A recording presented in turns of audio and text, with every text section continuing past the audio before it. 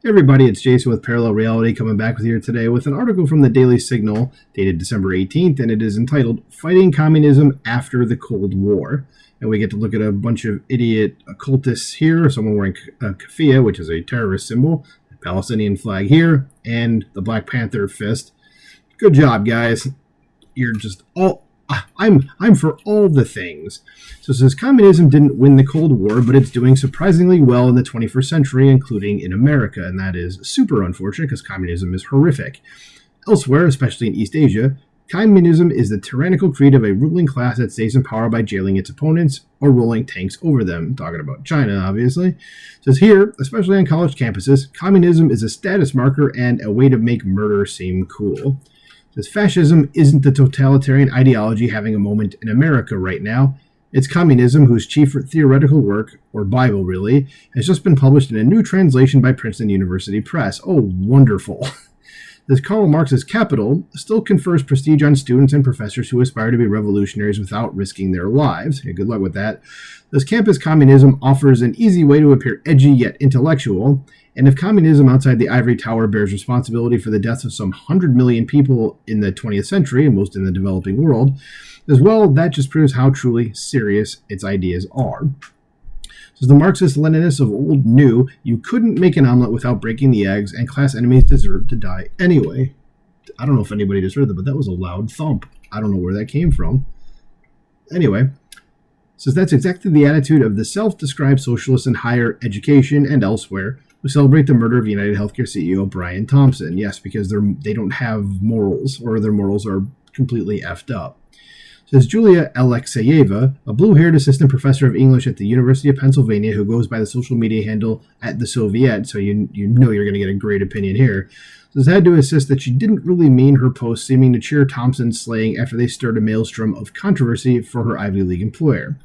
Maybe she was just being flippant or ironic, but then is the picture of Leon Trotsky that adorns the top of her personal website, along with cartoons of BLM activism and protest politics, also ironic. Yep, this is a cultist. This is an actual cultist. Okay? So it says it's hard to support Trotsky, a revolutionary later famous for massacring the Soviet Union's own rebellious sailors, if you do not, in fact, condone violence. It would be a bit like pretending funny mustache German guy was just a painter. This 21st century communism in this country is a smart Alex way to feel clever about holding stupid and morally bankrupt views. That is a perfect, that might be a perfect sentence right there. 21st century communism in this country is a smart Alex way to feel clever about holding stupid and morally bankrupt views. That should be like adorned on a wall somewhere. Please. Says, but because they are anti-Western and anti-capitalist views, and because the realities of communism are so little known to most Americans, they carry little stigma. This is how little stigma? Barack Obama's CIA Director John Brennan actually voted for the Communist Party USA candidate for president in 1976, not exactly a time when Soviet atrocities were unknown. Yep, so that's the kind of level of people that we're dealing with here, so good job, Barack. Says Luigi Mangione's fans aren't about to touch off a Bolshevik revolution. Most are too busy trying to get tenure. But the ivory tower communism of today does promote hatred and violence, and relentlessly argues for using government power against political enemies who are always labeled as fascists. They, being the communists, have done that since the Spanish Civil War. I've read only one book on the Spanish Civil War, but one of the things I noticed, immediately after things started happening, was that the communists said anybody who wasn't aligned with them was a fascist. That's just right what they went to. So that's been going on for 85 years at this point. So it's just what they do. It says higher ed's attitudinal communism corrupts education in general, concealing the crimes of socialist regimes while demonizing the West as uniquely imperialist.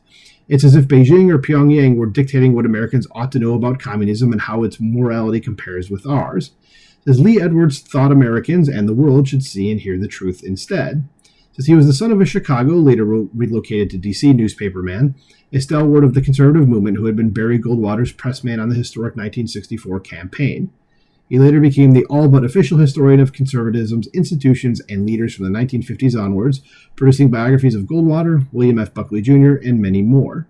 It says Lee, a friend and inspiration to me, that'd be the author, not me, Jason, was the conscience and memory of the conservative movement in Washington when he died last week at age 92. I'm sorry to hear that. Says, but his greatest professional legacy, as Lee himself would insist, was the work he undertook right after the Cold War to ensure our nation and the world didn't forget what happened in that twilight struggle. and what was still happening in communist China, North Korea, Cuba, and elsewhere. If communism weren't remembered correctly, its evil would grow in new forms, and that's what's happening. So Lee founded the Victims of Communism Memorial Foundation, I have heard of that, and after a protracted struggle with planning commissioners, in 2022 opened the Victims of Communism Museum in Washington, D.C. A museum and a foundation aren't enough to correct the record by themselves, but Lee Edwards didn't think they would be. What they are is a reminder, something to compel us not to forget. In this case, not to forget to fight for the truth about an evil that hasn't disappeared, only changed. For the people of China, Vietnam, and North Korea, and even in our own hemisphere, Cuba, the communist era never ended. In the West, it never began, yet the political errors of the people who wanted it to are still at it, as reactions to Brian Thompson's murder show. Remember where their ideas lead, and where they led in the last century, so Americans could say no to them every single time.